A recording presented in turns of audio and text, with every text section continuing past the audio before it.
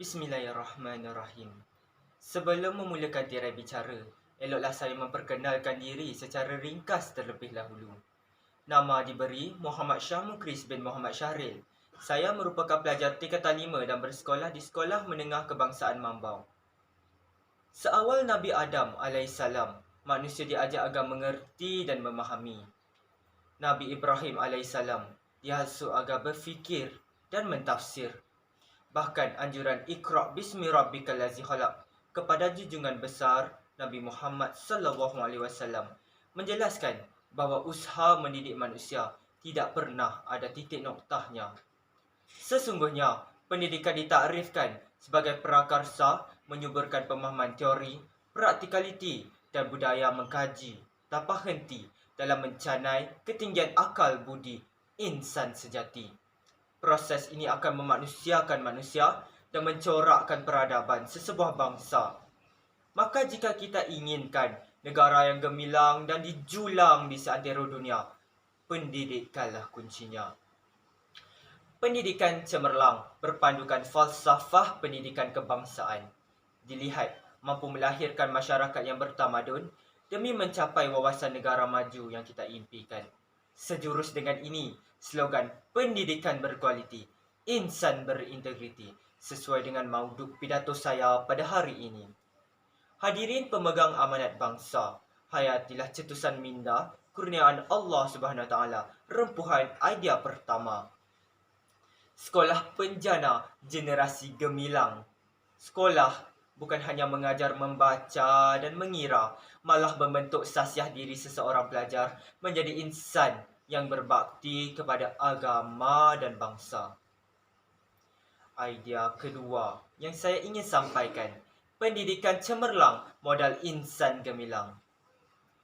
Tun Abdullah Ahmad Badawi, Perdana Menteri Malaysia yang kelima, memberi tumpuan kepada pembangunan modal insan sebagai tunggak utama dalam pentadbiran beliau. Perkara ini memperkukuhkan pendidikan peringkat rendah maupun peringkat lebih tinggi di Malaysia untuk meningkatkan daya pemikiran dan menyemai etika, nilai-nilai murni, moral dan juga keagamaan. Sains dan teknologi digalakkan lagi, manakala inovasi dan kreativiti telah ditekankan untuk lebih maju. Namun begitu, warga maya yang dihormati, sedarkah kita pada masa kini gejala sosial bermaharajalela, para pendusta menjadi idola, pacaran dianggap biasa, malah perbuatan zina kecil maupun besar ditayang di layar-layar kaca. Jelaslah, dalam dunia moden ini, modal insan bermoral tinggi bukan lagi satu kemewahan, tapi satu keperluan. Maka, dalam membentuk modal insan, pendidikan seimbang perlu diaplikasikan. Pendekatan moral dan kewarganegaraan kita mantapkan. Pengisian kurikulum kita perhebatkan. Dasar satu murid, satu sukan kita jalankan. Bahkan disiplin pelajar kita tingkatkan.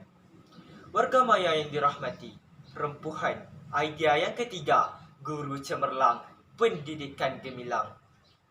Kecemerlangan sistem pendidikan di Malaysia sebenarnya ditunjangi oleh 5 prinsip utama golongan pendidik kita, iaitu: pertama, golongan intelek; kedua, kepimpinan beribawa; ketiga, kemurnian akhlak; keempat, kesetiaan untuk berubah; serta kelima, kecintaan terhadap profesion keguruan.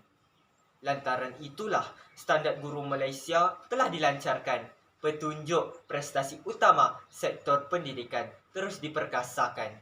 Guru cemerlang diberi pengiktirafan, bukan untuk menambah beban atau tekanan, tetapi sebagai dorongan untuk merintis perubahan demi kemajuan dunia pendidikan.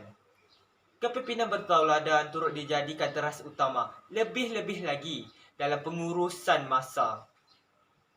Tanggungjawab bersama, amalan etika dan budaya kerja dalam meningkatkan kualiti pendidikan. Sidang maya yang dirahmati, Sebagai penutup tirai bicara, suka saya memperjelaskan, jika ketiga-tiga rempuhan idea ini kita adun bersama, maka pendidikan negara kita akan lebih bermakna sekaligus menjayakan hasrat pembinaan citra negara yang berjaya.